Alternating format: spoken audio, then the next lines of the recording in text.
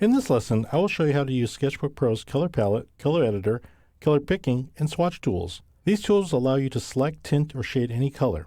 The color picking tool allows you to sample color on any layer of your drawing and replicate it elsewhere. I'll also show you how easy it is to drag and save your colors and create a customized swatch library. To begin, let's go to our main menu and select a file to open. Let's open the rose pot. Go ahead and click on that. And here we have a pot of roses. Now, before we get started, what I'd like to do is create a center line, because what I'd like to do is draw in symmetry or paint in symmetry, and let me show you the reasons why.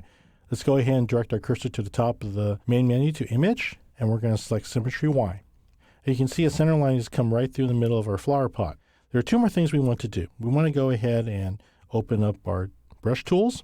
Okay, and you see what has already popped up is our resize brush tool, and I'll talk a little more about that. It's going to be a really useful partner here. And we're going to go ahead and also select the color selector. This allows us to not only select color, but to also customize our colors in using this color wheel. As you can see, as you move your cursor and grab that and pull it around the circle, you can take your color and add warmth by adding more yellow or adding a little blue to cool that color down. Another way to select color is you can grab the handles here and move the selector all along to actually create very specific, very accurate RGB settings.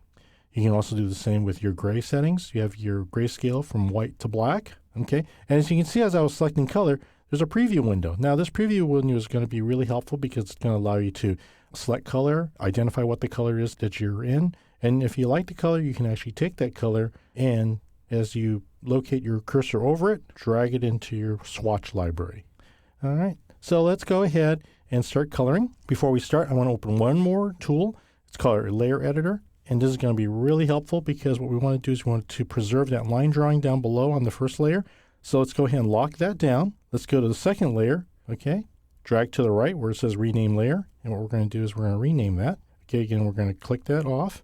We're going to clear the image, and we're going to call that layer 2. And we're going to call this rows and stems. We're going to create one more layer while we're here.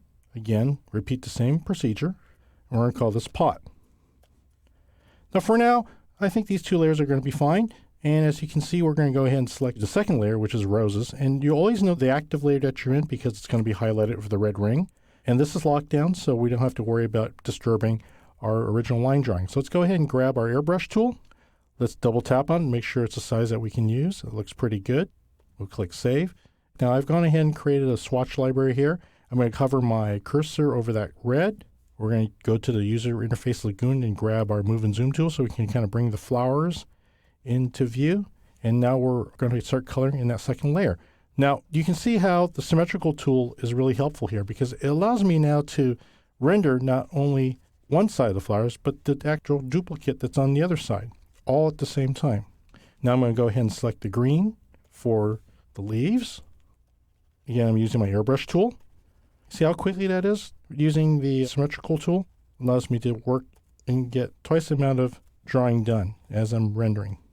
Now, I kind of miss these two leaves here that are facing each other. Now, there's a couple ways we can grab color. We can go ahead and go back to the sampler, okay, and add color there.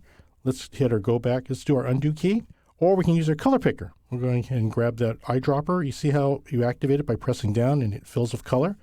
We're going to go ahead and sample it right from one of the leaves. Expand our airbrush, and we've got an exact match. Now let's go ahead and zoom out and lock down our rose and stem layer, and let's activate the pot layer. Let's select our airbrush. Let's open that up. Now the reason why I need to open that up is because I want to color this all as quickly as possible. So what I'm going to do is go ahead and grab my color, which is blue. And there's a couple ways you can do it. You can hold down your shift key on your keyboard. It's a hotkey, and you can just basically throw color down, left to right. And you see how using the symmetry tool, it allows you to do that. Another way you do it is you go ahead and undo those. You can deactivate symmetry tool by going up to Image. You see the little check mark? Go ahead and click it off. And you see how it's off. You can go ahead and since you're on a separate pot layer, go ahead and fill it freehand style. And that's a great way to work. While you're there, let's go ahead and click the color directly below it, which is a little bit darker shade.